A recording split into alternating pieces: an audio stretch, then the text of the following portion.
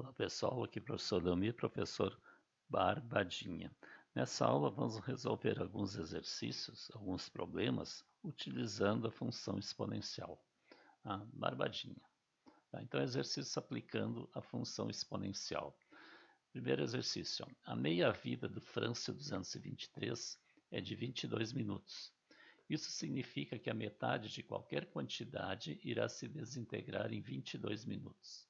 Tá? Ou seja, a cada 22 minutos eu vou ter como resultante a metade da massa que eu tinha anteriormente. Tá? Isso significa meia-vida. Tá? Então, a letra A. Se uma amostra de França 223 tiver uma massa de 240 miligramas, encontre uma expressão para a massa m de t que sobrará após t minutos. Ou seja, eu quero uma expressão, uma fórmula matemática, né? No caso aqui será uma função, né, que calcula a massa em função de tempo, do tempo, a m de t. Tá? Então ele vai calcular a massa em qualquer instante que eu quiser. Tá? Então nós vamos utilizar esses dados aqui para deduzir então essa fórmula. Tá? Então no início, ó, tá, nós temos, né, 240 miligramas e ela é dividida meio a cada período de 22 minutos. Então, ó, m de 0 é 240, quer dizer, sempre aqui no parênteses m de 0 é m de t, aqui vai ser o tempo. Então, no início eu tenho 240 miligramas. Tá? A cada 22 minutos a massa se reduz à metade. Então, a massa aos 22 minutos vai ser 1 meio de 240. Se eu multiplicar por 1 meio, eu estou dividindo por 2. Então, eu tenho 240 dividido por 2, 120 miligramas. Tá?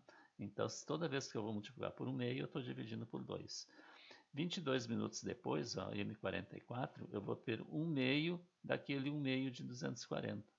Tá? Então, 1 meio vezes 1 meio vai dar 1 sobre 2 na segunda. Eu vou deixar na forma de potência aqui, 2 na segunda. Tá? Então, eu tenho 1 meio daquele valor da massa anterior, que é 1 meio de 240. Então, ficou 1 sobre 2 na segunda, 240. 22 minutos depois, ó, M de 66, eu tenho 1 meio daquele valor anterior, de 1 sobre 2 na segunda vezes 240, ou seja, 1 sobre 2 na terceira vezes 240. 2 vezes 2 ao quadrado. Eu estou deixando na potência para vocês verem que está acontecendo uma coisa interessante aqui. Ó. E isso que é importante observar. Ó. 22 minutos depois, m de 88. Eu tenho 1 meio de 1 sobre 2 na terceira vezes 240, desse valor. Então, eu tenho 1 sobre 2 na quarta, 240. Tá? Veja que existe um padrão aqui. Tá? Então, desse padrão, nós podemos deduzir a fórmula para calcular. Então, o que a gente pode deduzir? Ó, em todos os termos aqui, ó, eu tenho 240, que é a massa inicial. Então, 240 vai sempre aparecer na nossa fórmula. Em todas elas também, eu tenho a fração 1 meio. Ó, tá? Aqui eu também teria 1 meio, só que aqui 1 meio está elevado a zero. Aqui tem 1 meio elevado a 1. Tá? Aqui 1 meio elevado a 2. Tá? 1 meio elevado a 3, 1 meio elevado a 4.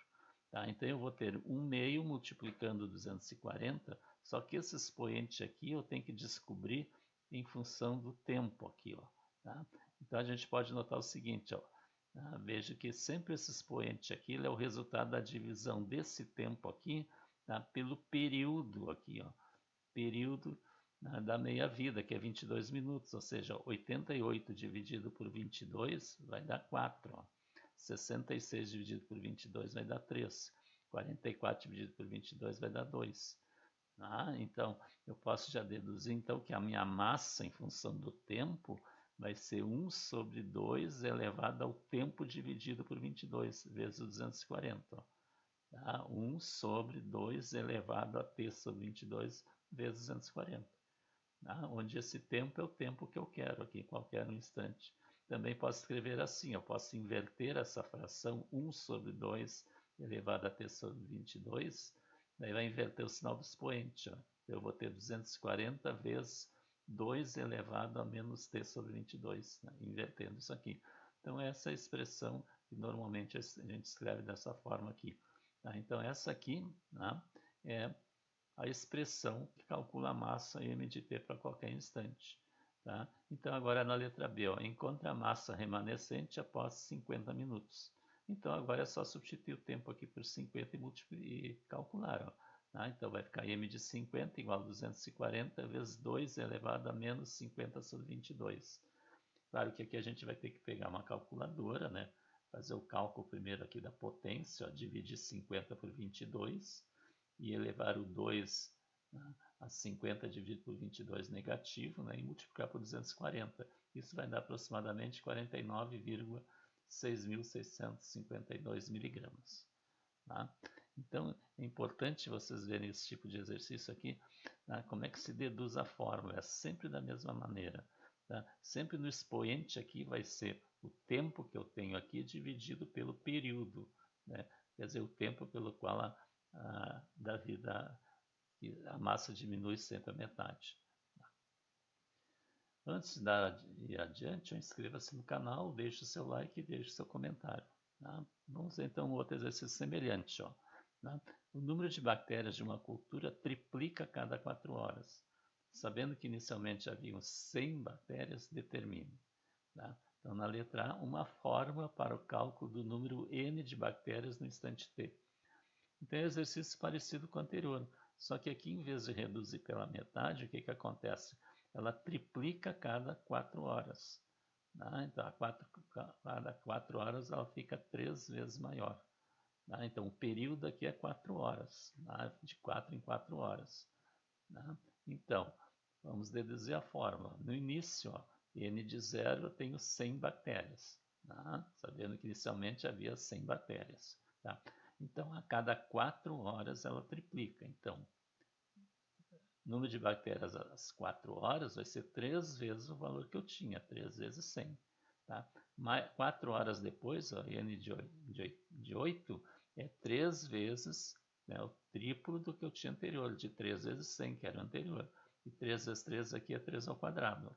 Da mesma forma que antes, nós vamos deixar a forma de potência. 4 horas depois, quer dizer, n de 12, eu tenho 3 vezes o valor anterior, 100 vezes 3 ao quadrado. E 3 vezes 3 ao quadrado é 3 na terceira. Então fica 100 vezes 3 na terceira. Tá? N16, quer dizer, 4 horas a mais, vai ser 3 vezes o valor anterior, 100 vezes 3 na terceira. Então vai ser 100 vezes 3 na quarta. Tá? Então o que, que dá para deduzir? Ó? Se eu quero saber agora a fórmula N de T.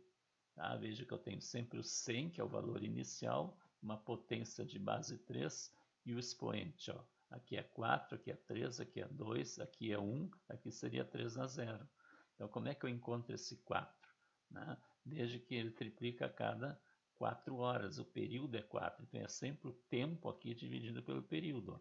16 dividido por 4 dá 4, 12 dividido por 4 dá 3, 8 dividido por 4 dá 2 e assim por diante. Então, aqui nem no exercício 1, tá? É o tempo dividido pelo período.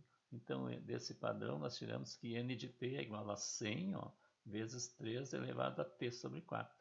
Tá? O tempo dividido por 4. Tá? Sempre esse tipo de exercício é assim. Barbadinha. Agora a letra B. Ó, eu quero saber o número de bactérias no fim de 26 horas.